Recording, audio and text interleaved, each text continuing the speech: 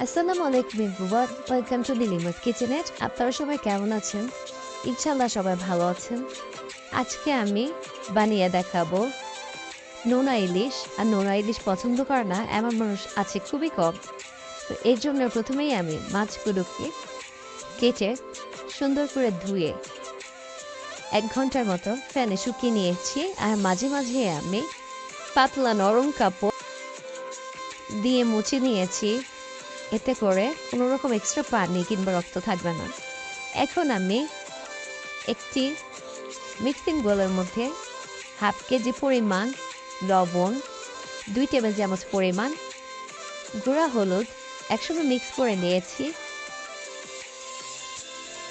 এরপর আমি একটি কন্টেনারের মধ্যে মাছগুলো দেওয়ার আগে 1 লেয়ার লবণটা দিয়ে দিয়েছি। এরপর 1 লেয়ার মাছ দিয়ে তার উপর আরেক লেয়ার লবণ দিয়ে এরপর বাকি মাছগুলো দিয়ে উপরে বাকি অবশিষ্ট লবণগুলো দিয়ে দিয়েছি। এইভাবে যে কোনো টাইট কন্টেনারে কিংবা মাটির মালসাতে আপনারা নুনা ইলিশ বসাতে পারেন। এরপর আমি ফয়েল পেপার দিয়ে র্যাপ করে নর্মাল ফ্রিজে 15 দিন রেখে দিব। এরপর আমি নর্মাল ফ্রিজ থেকে 15 দিন পরে বের করে নিয়েছি মাছগুলো।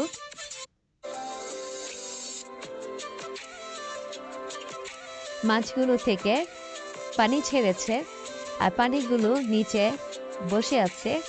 উপর থেকে মাছগুলো তুলে নেব। মাছগুলো তুলে নেওয়ার পর আমি মাছগুলো আরেকবার টিস্যু পেপার দিয়ে পানিটা মুছে নেব। এখন আমি আরেকটি কন্টেনারে ওই মাছগুলো লবণ দিয়ে রেখে দিব আরও 15 দিন। এইভাবে ঘরে খুব ঝটপট সহজেই আপনারা লবণ ইলিশ করতে পারেন। আর লবণ ইলিশ দিয়ে যে কোনো সবজি শাক রান্না করলে খুবই মজা লাগে।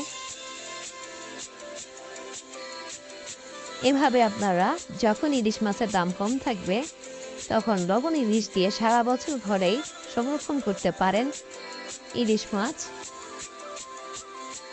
আপনাদের ভিডিওটি কার কেমন লাগলো আমাকে লাইক কমেন্ট করে জানাবেন, ভালো লাগলে শেয়ার করবেন। আর লবণ ইলিশের মধ্যে একটু হলুদ দিলে ইলিশটা গন্ধ হয় না, অনেক দিন থাকে। আপনারা যখন দোকান থেকে কিনবেন দেখবেন তারা হলুদ ইউজ করে। সবাই ভালো থাকুন, সুস্থ থাকুন, লিলিমাস কিচেনের সঙ্গে থাকুন। আল্লাহ হাফেজ।